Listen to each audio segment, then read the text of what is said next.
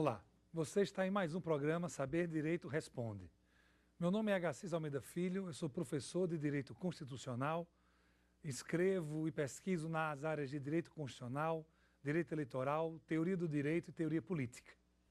Na semana que passou, eu estive no Saber Direito Aula e agora estou no Saber Direito Responde, junto com 3 estudantes de Direito que vão fazer algumas perguntas acerca da temática dos direitos fundamentais.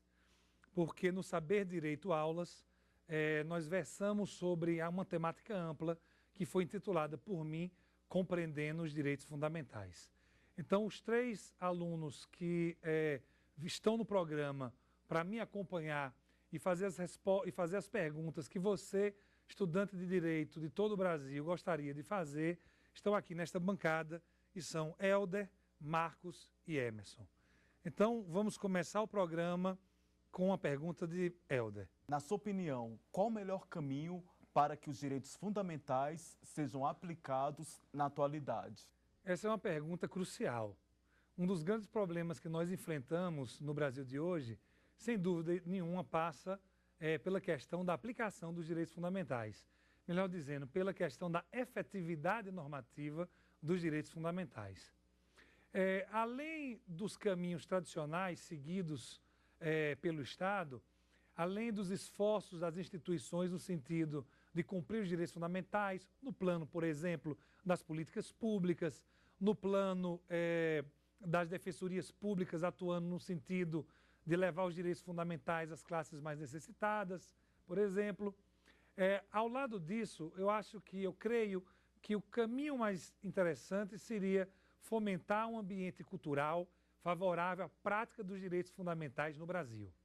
Então, o fomento desse caminho cultural passaria por liberar ou por criar um ambiente favorável ao fomento do sentimento constitucional entre nós.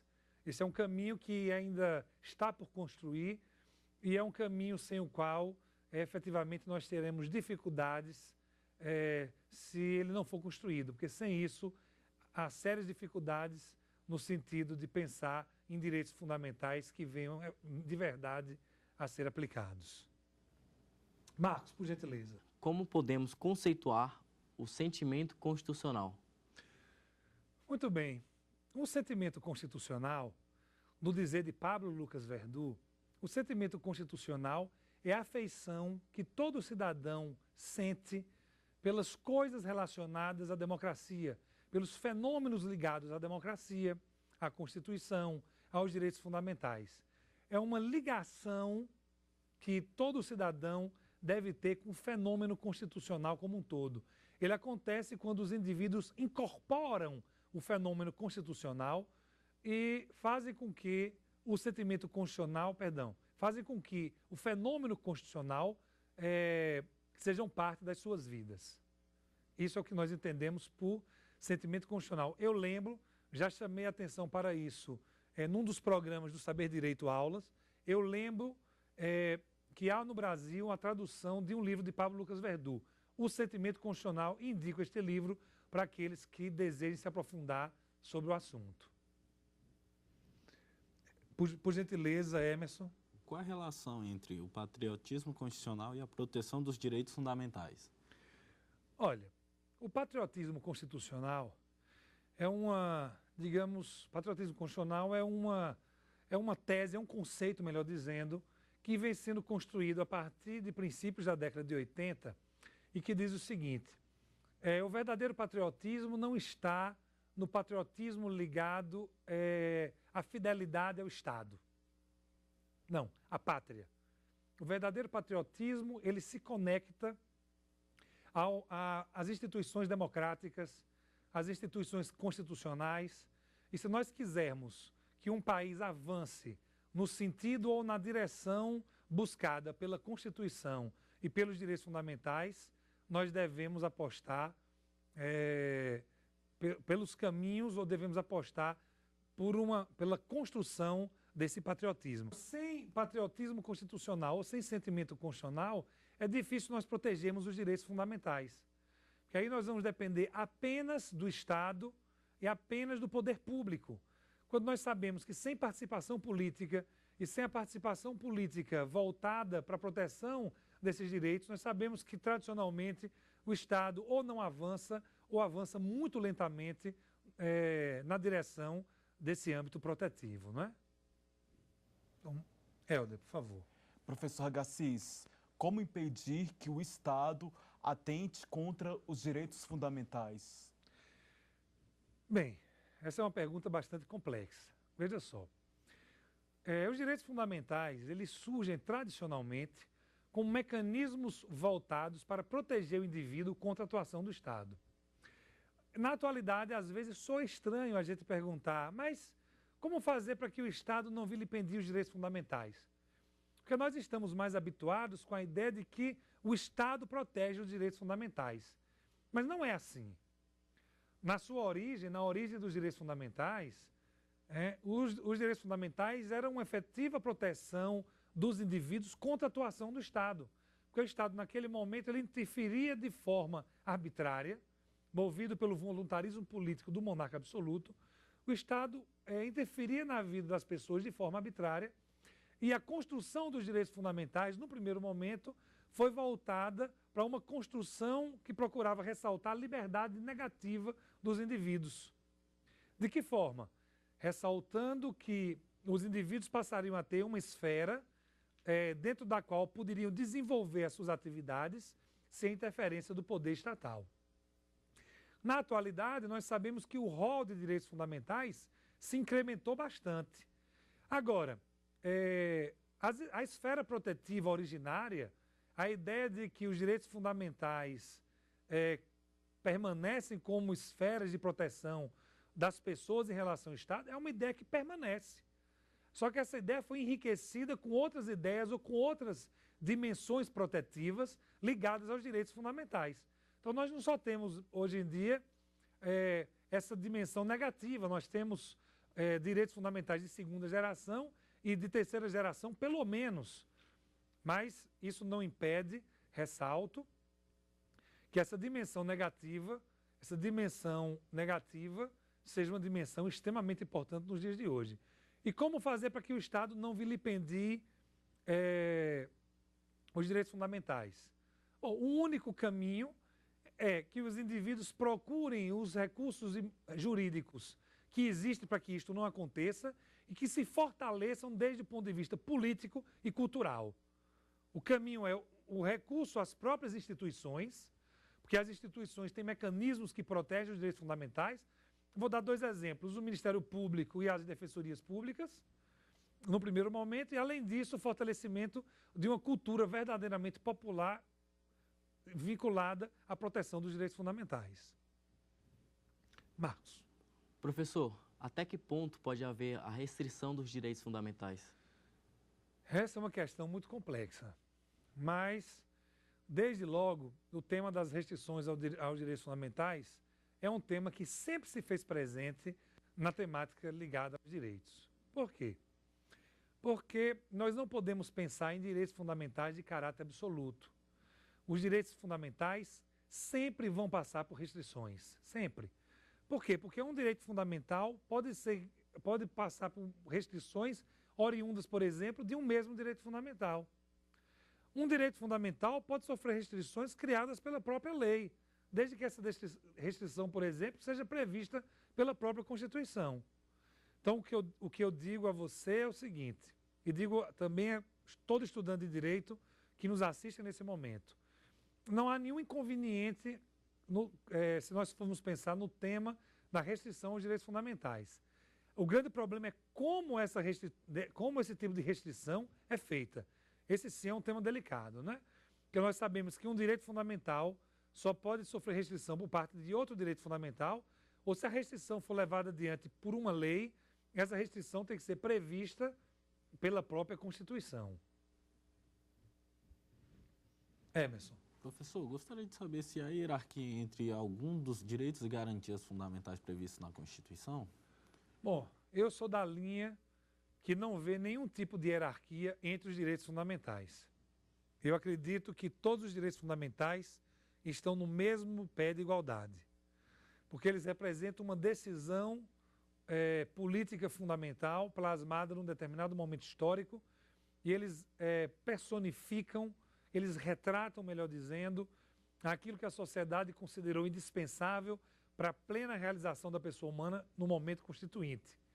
E, posteriormente, se o poder de reforma constitucional acrescentar novos direitos fundamentais ao rol de direitos existentes. Então, desde o meu ponto de vista, não há quaisquer tipos de hierarquias existentes entre os direitos fundamentais. Sei que muitos falam que o direito à vida, que o direito à liberdade podem ser direitos que se situam numa posição mais ou menos relevante em relação aos demais.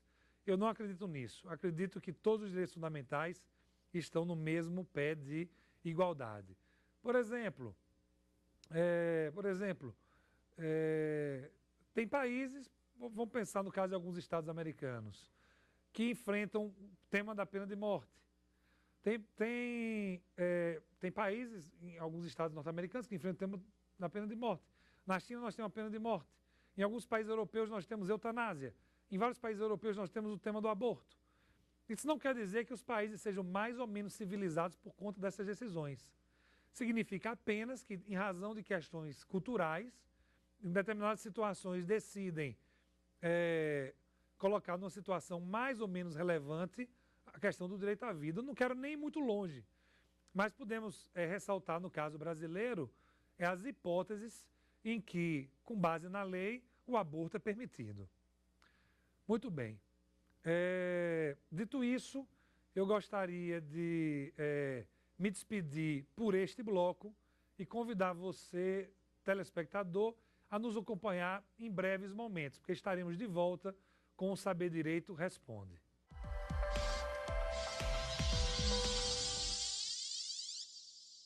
Estamos de volta com mais um Saber Direito Responde e passamos a mais algumas perguntas. Helder. Professor, a atuação de grupos violentos nas últimas manifestações que têm ocorrido no Brasil é amparada pela Constituição? De nenhuma maneira. O direito à livre manifestação é um direito resguardado pela Constituição de 88, mas todos os mecanismos de manifestação do pensamento, todas as formas de manifestação do pensamento no Brasil devem ocorrer dentro dos marcos jurídicos existentes no país. E a livre manifestação do pensamento no Brasil não abarca a proteção de manifestações de caráter violento. Não importa de que forma seja essa violência. Se essa violência é contra o patrimônio, se essa violência é contra a incolumidade das pessoas, contra a integridade física das pessoas, não importa. No Brasil, toda manifestação do pensamento tem que seguir os ditames do ordenamento jurídico. Então, o descontrole de algumas manifestações que nós acompanhamos no ano passado, que levaram, inclusive, em alguns casos, quer dizer, o descontrole que levou, inclusive, em alguns casos, à prática de atos de violência, como incêndio de automóveis, depredação de prédios públicos, nada disso é protegido pela Constituição. Agora, a Constituição protege o fato de que cada cidadão, querendo, vá às ruas, se manifeste, diga aquilo que ele pensa, volte para sua casa de forma tranquila e pacífica. É isso que a Constituição protege. Professor, qual é a função política dos direitos fundamentais?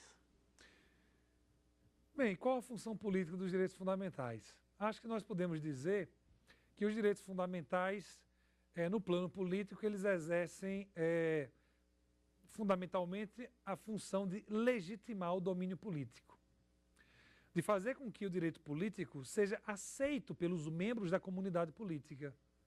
Porque na medida em que os direitos fundamentais protegem todos os membros da comunidade política, a partir do momento em que os direitos fundamentais são inclusivos, a partir do momento que os direitos fundamentais eles protegem tanto as minorias como a maioria, a partir desse momento nós temos os direitos fundamentais como fonte de integração política.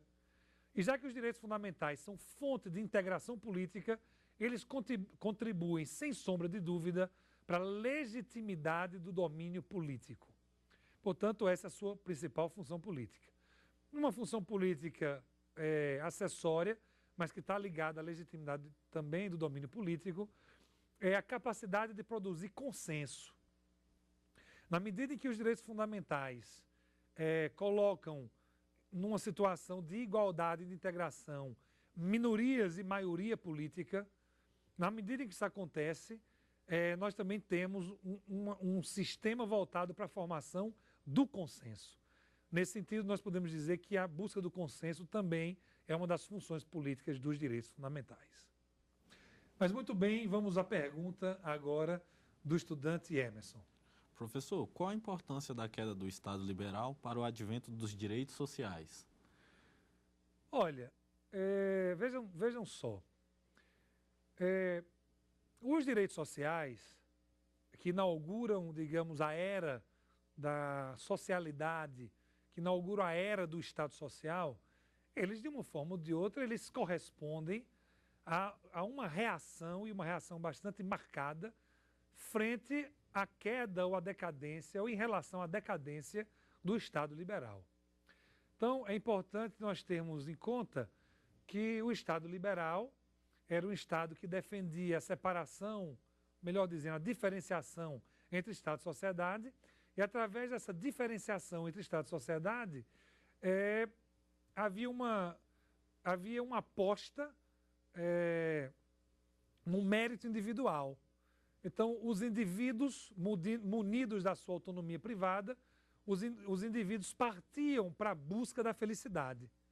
Só que essa busca da felicidade, numa sociedade extremamente burguesa, essa busca da felicidade era alcançada apenas por algumas pessoas. Isso leva a uma situação de descontentamento político e de descontentamento popular, que no final do século XIX leva a uma hecatombe quase generalizada dos modelos liberais de Estado, enfim, na Europa e no mundo ocidental como um todo. Por conta disso, vai surgir um modelo de Estado que é uma resposta às necessidades do Estado liberal. E sendo uma resposta às necessidades do Estado liberal, esse modelo de Estado tinha que suprir as deficiências do Estado liberal. E uma das suas principais deficiências tinha a ver justamente com a ausência de interferência do Estado em relação a umas áreas da convivência extremamente sensíveis. Que áreas eram essas? Ora, eram justamente as áreas cobertas pelos direitos sociais, econômicos e culturais. Portanto, a queda do Estado liberal é um importante motor para o advento do Estado social e, portanto, dos próprios direitos sociais. Helder. A Constituição de 1988 é compatível com o direito penal do inimigo? Veja só, eu posso responder essa pergunta a partir da ótica de um constitucionalista. Desde a ótica de um penalista, eu realmente tenho um pouco a dizer. Mas desde a ótica de um constitucionalista, eu tenho que dizer que não. Que a Constituição de 88 é absoluta e radicalmente incompatível com o direito penal do inimigo. Quer dizer, com uma postura que compreende o direito penal a partir da quebra de determinadas garantias em razão da gravidade de certos delitos. Então, a Constituição de 88 não admite o direito penal do inimigo. Não admite a relativização de garantias em razão de o delito praticado por A, B ou C ter sido um delito grave ou ser um delito que necessite, por questões específicas, de um tratamento diferenciado. A Constituição de 88 não admite isso. O direito penal do inimigo só pode ter lugar no Brasil se houver uma ruptura constitucional e, com isso, a construção de uma nova ordem constitucional. Na verdade, a Constituição de 88 é compatível com o garantismo penal. É isto que ela é. É uma Constituição garantista. É uma Constituição que carrega todas as garantias possíveis para o âmbito do direito penal e do processo penal, pelo menos possíveis na época em que a Constituição foi promulgada. Né? Então, essa é uma questão que eu gostaria de frisar, porque é uma questão absolutamente fundamental. Principalmente, e veja só, principalmente tendo o Brasil vindo de um golpe militar e de um período ditatorial brutal, como foi o período ditatorial de 1964. Então, teria pouco sentido Depois da experiência ditatorial de 20 anos que nós tivemos, tinha pouco sentido que a Constituição seguisse os caminhos autoritários do direito penal do inimigo. Naturalmente, a Constituição de 88 ela é compatível com o garantismo penal, no sentido mais profundo que a expressão garantismo penal vem a apresentar. Marcos. Professor, de que forma a reserva do possível pode ser alegada pelo Estado para descumprir um direito fundamental? A questão da reserva do possível é sempre uma questão interessante e controversa. Em primeiro lugar, a reserva do possível ela foi transposta do direito alemão, do direito brasileiro, de uma forma, digamos assim, um pouco criativa. Porque, nas suas origens alemães, a reserva do possível ela não era aplicada exatamente ao âmbito orçamentário. Tinha mais a ver com a possibilidade de a pretensão de quem se voltava contra o Estado ser ou não realizada. Porque, às vezes, alguém podia fazer um pedido que não tinha viabilidade jurídica, ou um pedido impossível para o direito. Então, a reserva do possível na Alemanha está mais ligada à possibilidade ou impossibilidade da realização da pretensão de alguém, no mundo fato, inclusive. No caso brasileiro, essa tese foi transposta para cá por alguns setores da administração pública que situaram a reserva do possível no plano orçamentário. Então, eu não acho que a reserva do possível seja um obstáculo para a realização dos direitos fundamentais. Não acho que seja um obstáculo. Até porque a concretização dos direitos fundamentais é uma prioridade conferida pela Constituição para os administradores públicos em geral, e no plano judiciário aí é que não há sentido mesmo, porque o magistrado ele não está adstrito às vinculações a que o Poder Executivo normalmente está. Então a reserva do possível não tem nenhum cabimento se nós pensarmos em termos de direito constitucional na atualidade. No Brasil não tem nenhum cabimento. Emerson. Professor, como a historicidade influencia na compreensão dos direitos fundamentais? Bom, a relação entre historicidade e direitos fundamentais é uma relação bastante íntima. Nós só podemos compreender os direitos fundamentais se tivermos em conta a historicidade, sua historicidade. Por quê? Cada época produz o seu rol específico de direitos fundamentais.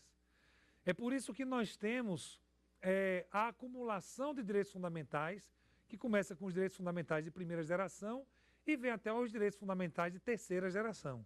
Eu não quero negar a existência de direitos fundamentais de quarta ou de quinta geração, mas eu fico na terceira geração, porque em relação à terceira geração não há disputa teórica, em relação às quarta e quinta gerações, assim, as quarta e quinta gerações, assim disputa teórica.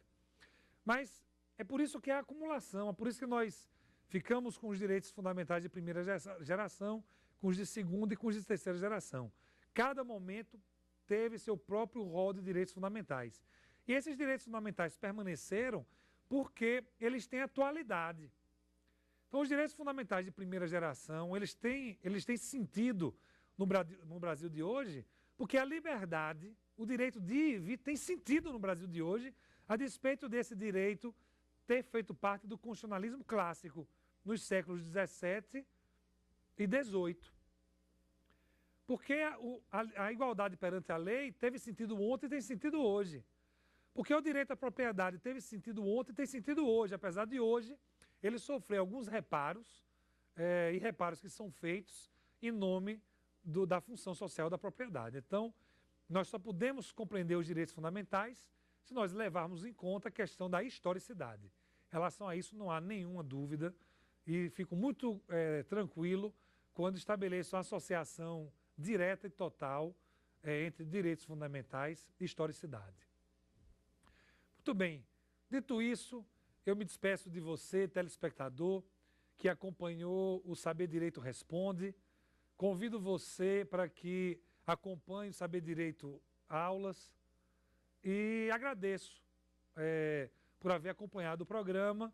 Agradeço também aos 3 jovens que estiveram conosco aqui no programa e parabenizo a juventude brasileira pela sua inquietação, pela sua preocupação com o futuro, convidando todos os estudantes do direito do Brasil para que sejam críticos, que sigam a linha que é seguida por este programa. Curiosidade, vontade de aprender e participação nas discussões jurídicas do Brasil. Então, muito obrigado e felicidades para todos. Tem dúvidas sobre o assunto? Mande um e-mail para nós, saberdireito@stf.jus.br. Você também pode estudar pela internet. É só acessar o site www.tvjustiça.jus.br.